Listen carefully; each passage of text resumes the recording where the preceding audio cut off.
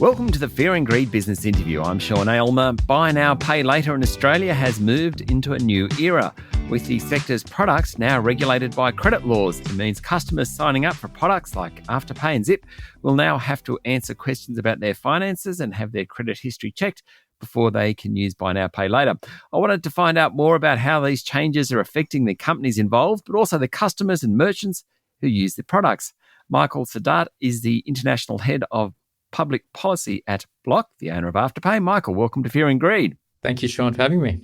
So regulation's been on the cards for many years for the sector. What exactly has changed this week? So as of Tuesday this week, the buy now, pay later industry is now subject to a form of regulation under the National Consumer Credit Protection Act. And I say a form of regulation because the government decided that in bringing buy now, pay later within this piece of legislation that regulates all consumer credit in Australia, that a tailored form of regulation was appropriate. So There's a new category of credit contract called low-cost credit contract, or LCCC, another acronym for everybody to learn. Good. And LCCCs are regulated slightly differently to credit cards. And that's because in deciding what policy settings should be put in place, the government acknowledged that buy now, pay later products like Afterpay tend to be lower risk, lower cost, the fact that they never charge interest. The consumer harms are just different to what we see with credit cards, and therefore a tailored form of regulation was appropriate. Okay, so where they landed, is it about right, do you think? Yeah, that we do think it's about right. I think, there's always questions of detail that you might quibble with. But yes, fundamentally, we think they got the balance right.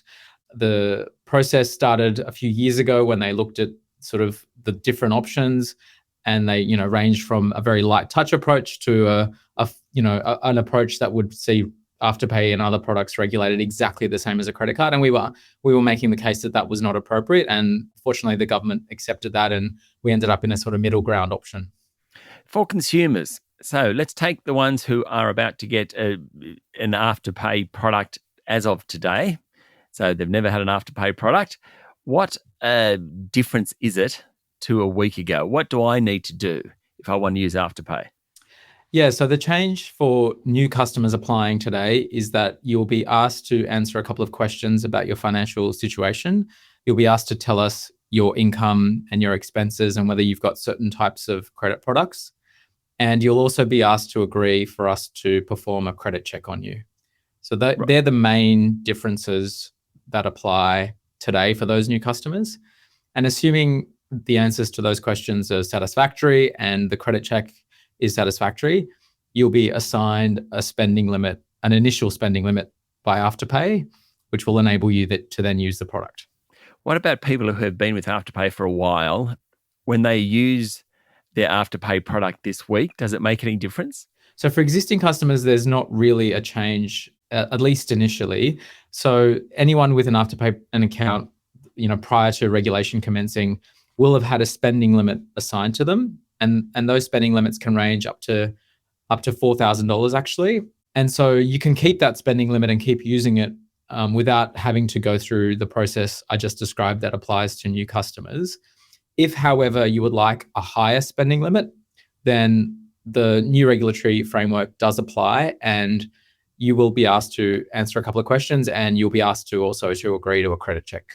Okay, so that's for new users, existing users. What about for Afterpay? Does it make your job much more difficult?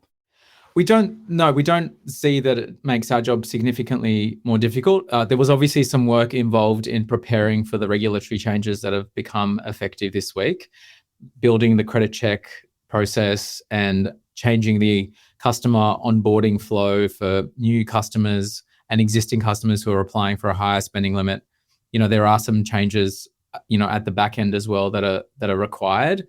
But generally speaking, the fact that we've now got a tailored form of regulation is the most important thing. And it's a form of regulation that we've been operating under in New Zealand since September last year. The New Zealand government did a very similar thing and came out with a specific form of regulation for buy now, pay later.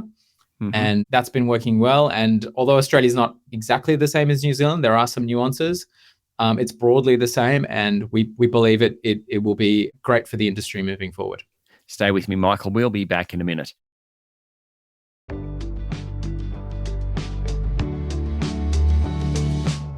My guest this morning is Michael Saadat, International Head of Public Policy at Block. Before the break, Michael, we talked about the users existing and new. We talked about Afterpay. Of course, the group we haven't spoken about is merchants. So do these changes make much difference to merchants?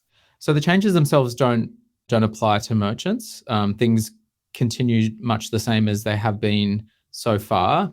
I think for merchants, though, and the community more generally, the fact that buy now, pay later is regulated does provide a degree of confidence in the product and in the market. Regulation does play an important role in financial services. And in this case, we think having the sort of debate around regulating the industry resolved and a decision made that's actually been implemented is a really important milestone for the industry as a whole. And I think for merchants who might have hesitated or thought twice about whether to allow payment methods like Afterpay to be used, I think this now does resolve that long-standing issue. So from that perspective, I think merchants can have a lot of confidence moving forward. But otherwise, there's no direct impact on merchants. All of the regulatory obligations sit with Afterpay. One thing, I remember talking to an advisor to one of the big buy now, pay later groups, and he said there's a whole generation of people now, from millennials to younger, who are used to this form of payment. And I thought it was really interesting because my age group, it was new, but he said buy now, pay later has a long lifespan simply because it's just how people make payments nowadays. Do you think what we're seeing in terms of the regulation will make any difference to that? No, and in fact, I think it will support and bolster the industry because consumers can also have confidence in the fact that the product they're using is regulated. It's an interesting point you make, actually, because I think it used to be very much a rite of passage for people entering adulthood or entering the workforce for the first time that you would get a credit card. Like you would sign up for a credit card. That was the thing that everybody did. Very exciting, Michael. Very exciting in my day. Back in the day it was. But that is no longer the case. It is no longer a rite of passage. Credit card usage is significantly down compared to where it was several years ago. Younger consumers mostly don't have credit cards. It's not seen as a desirable thing or a necessary thing anymore. And, this is now playing out more broadly. The average consumer using Afterpay is now aged about 38 or 39. So not especially young. These are people with kids, with mortgages. And recent research that we published this week shows that people with Afterpay have very similar credit scores to people who are using credit cards. It's a very mainstream user and demographic now. What do people spend it on? If that's your demographic, what do they spend it on? Or what do they use it for? Sorry, what do they use it for? I think they're using it for virtually anything these days. It used to be that Afterpay was very popular with fashion and beauty and footwear and homewares, and it still is. Like that's still very much the main way that people use Afterpay for those kinds of purchases.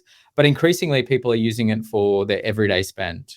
They see it as a payment method that's convenient. It helps them budget, and we've now enabled consumers to pick a preferred payment day. So instead of your payments coming out, 14 days after you make that initial purchase. So if you buy something on a Monday, it used to be that it would come out 2 weeks on the Monday.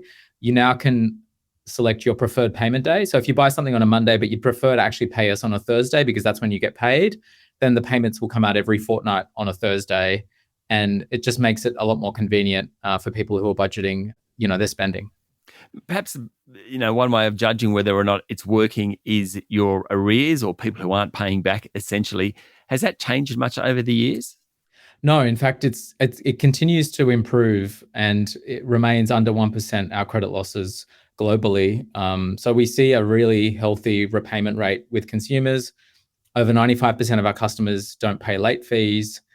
It's a product that I think, because it's so simple and easy to use, and also because consumers really enjoy using it. One of the guardrails that we have is that if you're late on a payment, you can't actually use this again until you're up to date again. Oh, wow. So that's an important protection for consumers. It means that the people who are using us and spending have already, they're up to date with their payments. So they're not getting sort of further into debt when they potentially shouldn't be. We're kind of out of time, Michael, but one final one. Where's Australia sit when it comes to regulation of these sorts of products? And particularly, I'm interested in the US because Afterpay now being owned by Block and rolling out in the US. Where does Australia sit, though? So Australia is the second country globally to roll out buy now, pay later regulation after New Zealand.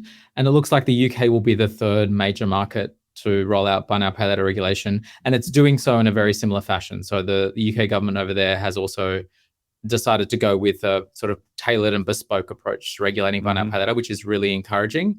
The US is different because the regulation of credit in the US does happen at both the federal and state level. And so you have essentially up to 50 different states regulating in slightly different ways. So Afterpay does have licenses in those states in the US where that's required.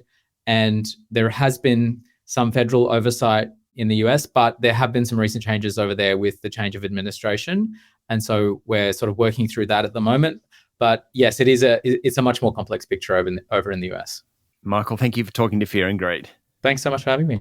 That was Michael Saadat, International Head of Public Policy at Block, including Afterpay. This is the Fear and Greed Business Interview. Join us every morning for the full episode of Fear and Greed, business news you can use. I'm Sean Aylmer. Enjoy your day.